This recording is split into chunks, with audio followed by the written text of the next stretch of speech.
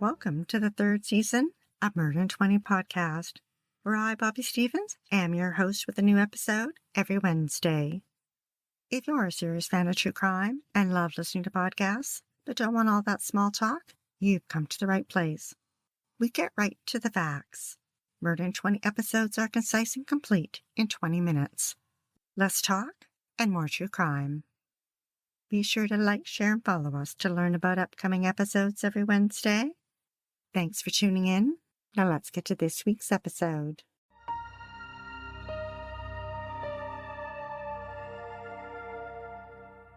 Many people recall the sniper attacks in Washington, D.C. in 2002 and the unlikely duo of 41-year-old John Muhammad and 17-year-old Lee Malvo.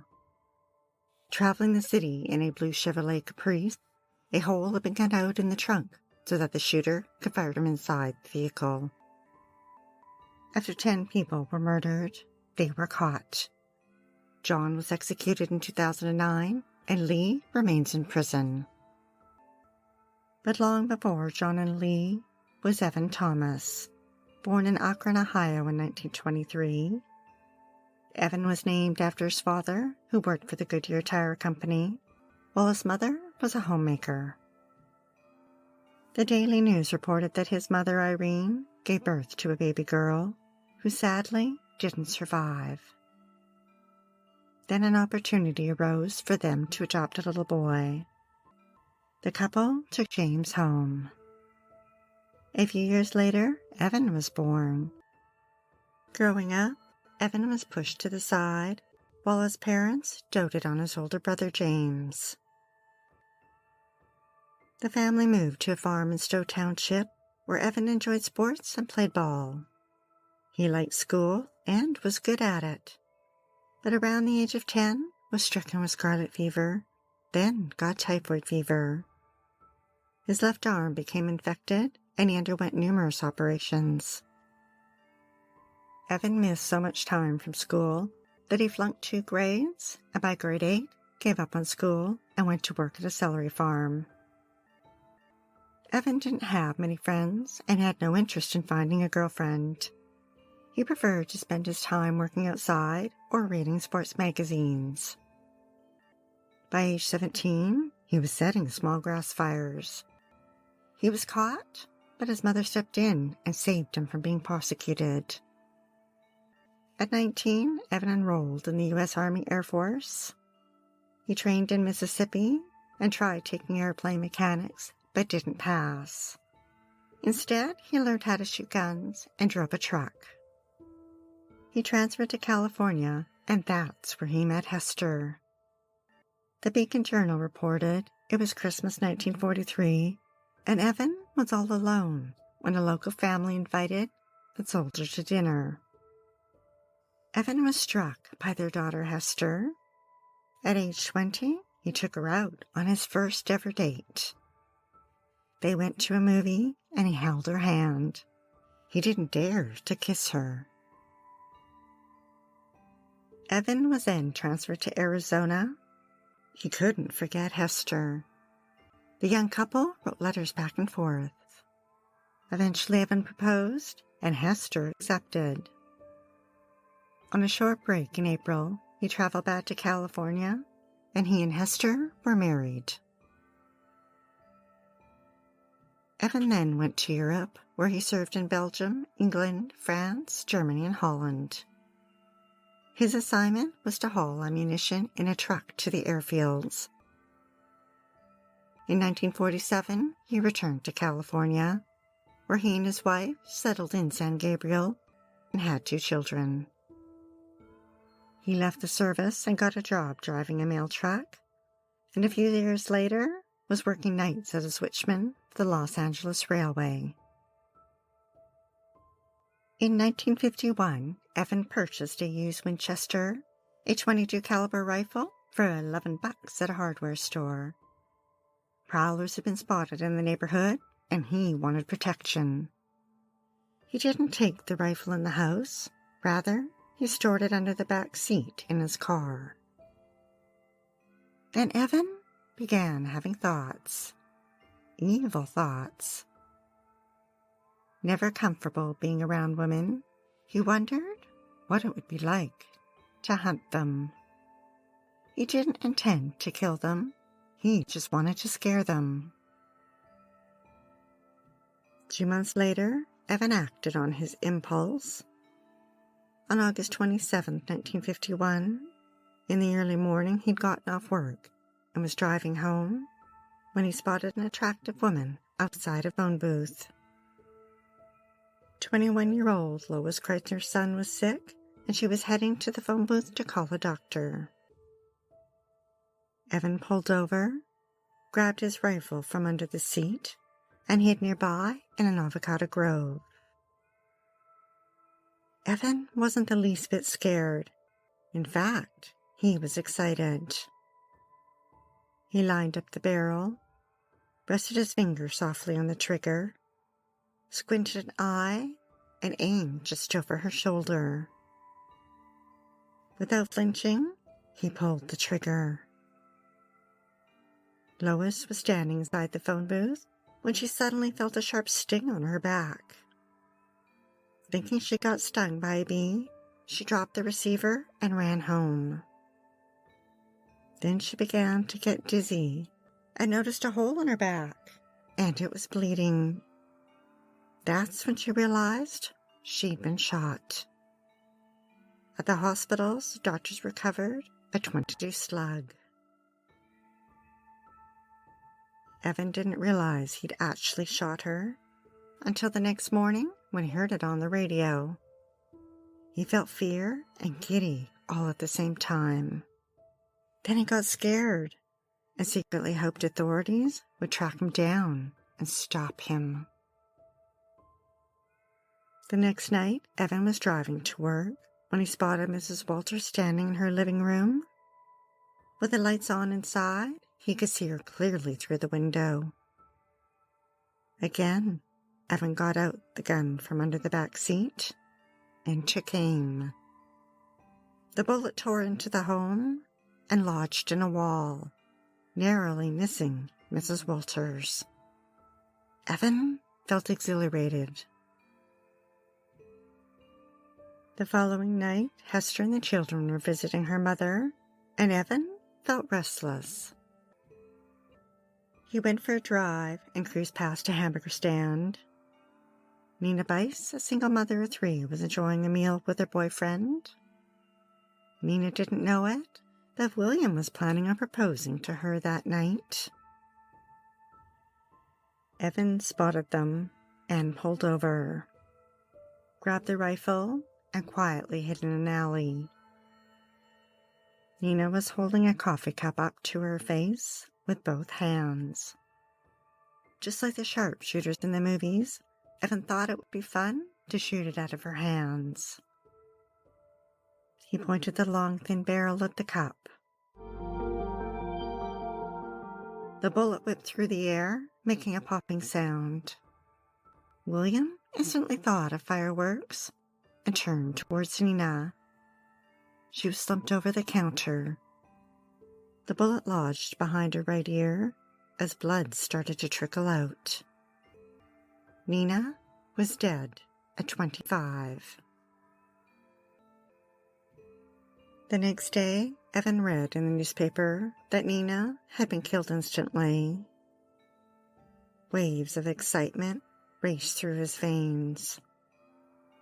The newspapers nicknamed him the Phantom Sniper. He laid low for 6 weeks, and the rifle stayed safely stowed under the seat. Then he got the urge again. Cruising the streets, he spotted his next victim.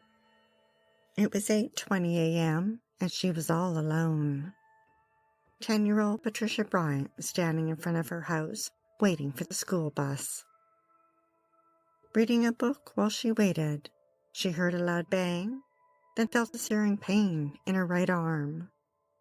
She turned and ran up the stairs of her front porch, screaming, "I've been shot, Mom!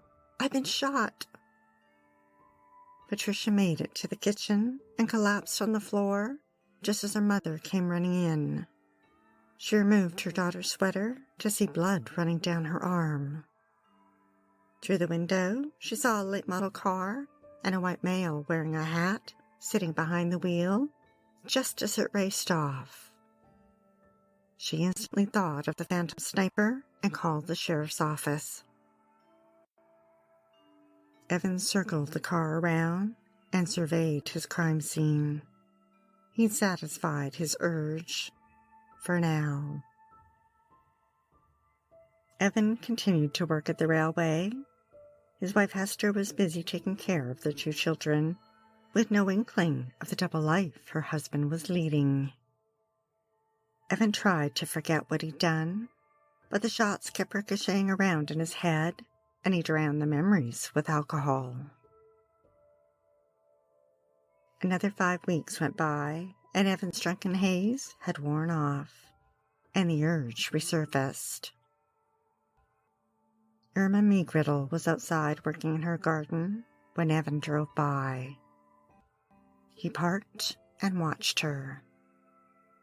Then he reached under the seat for the cold, hard piece of steel and pointed it at Irma.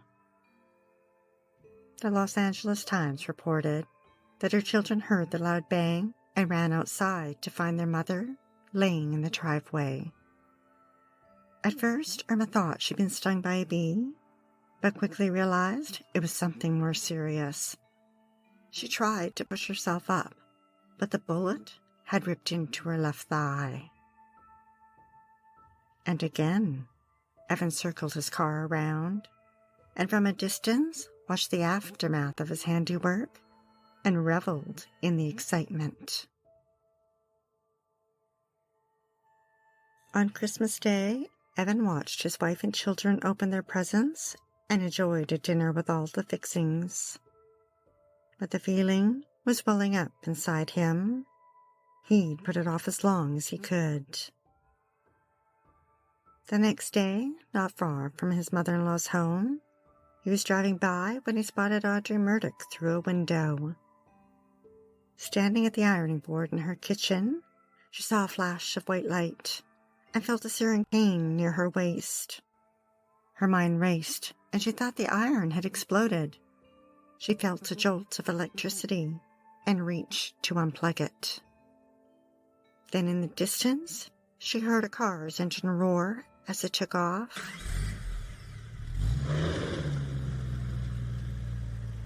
Evan had his hand on the butt of the .22 as he circled around the block. A rush of fear and excitement coursed through him. She stumbled into the bathroom, then realizing she needed help, went outside. Audrey's eyes quickly scanned to the left, then the right, but there was no one to help her. She stumbled back inside and phoned a neighbor who rushed her to the hospital.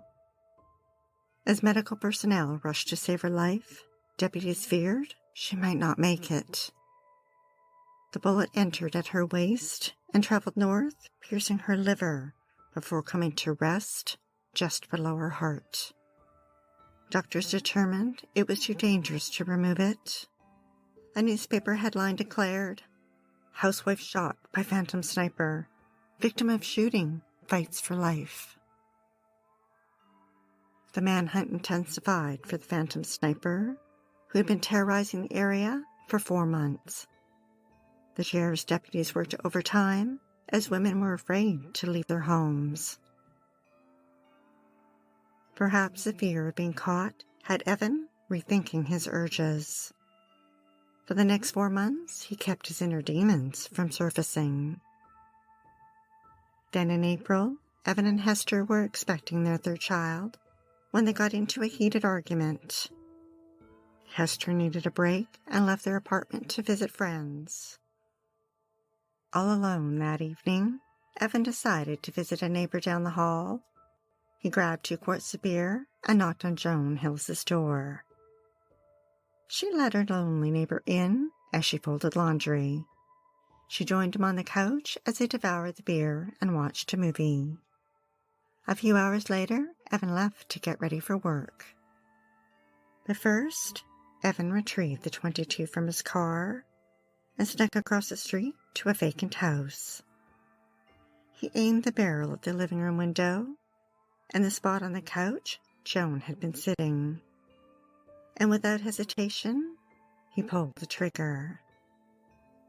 What Evan didn't know is that Joan had moved minutes earlier, and the bullet just missed her. He raced back to his apartment, picked up the phone and called Joan, declaring, "I just heard a shot. Are you all right?" Detectives arrived and interviewed Joan and the neighbors. The fact that Evan had heard the gunshot and assumed it was aimed at his neighbor made them suspicious. Exactly what did he know? Evan was quite chatty with detectives and suggested that perhaps it was the phantom sniper. The detective sensed Evan had a big ego and wanted to keep him talking, so he said he thought the shot had come from a 30-06, but Evan insisted it was a 22. Detectives took him to the station for questioning. Evan crumpled. He confessed to shooting Joan, among the others. He was charged with 1 count of murder and 7 counts of assault with a deadly weapon. He pled not guilty. Ballistic testing confirmed Evan was the phantom sniper. He gave sheriff deputies a tour of his crime scenes and showed them where he stood each time before he pulled the trigger. And he provided details that had never been released to the press. Hester fled with their children, went into hiding, and filed for divorce. Then, in a surprise twist, Evan changed his plea to guilty, but then later reversed it when a judge offered him a chance to withdraw his plea and changed it to not guilty by reason of insanity. But after 2 psychiatrists determined that he was sane, Evan went to trial. It was July 1952. Evan sat at the defense table in the courtroom and nervously chewed on his lower lip as victims took the stand and testified. 10-year-old Patricia shouted, "That's him, he did it." It took a jury of 10 women and 2 men only 90 minutes to find Evan guilty. The judge sentenced him to death. Evan's conviction received an automatic appeal. It was denied. A year and a half later, Evan enjoyed his last breakfast of cereal, ham and eggs, hash browns and coffee, then was led to the gas chamber of the San Quentin State Prison. Hester claimed her ex-husband's remains and buried him near San Gabriel.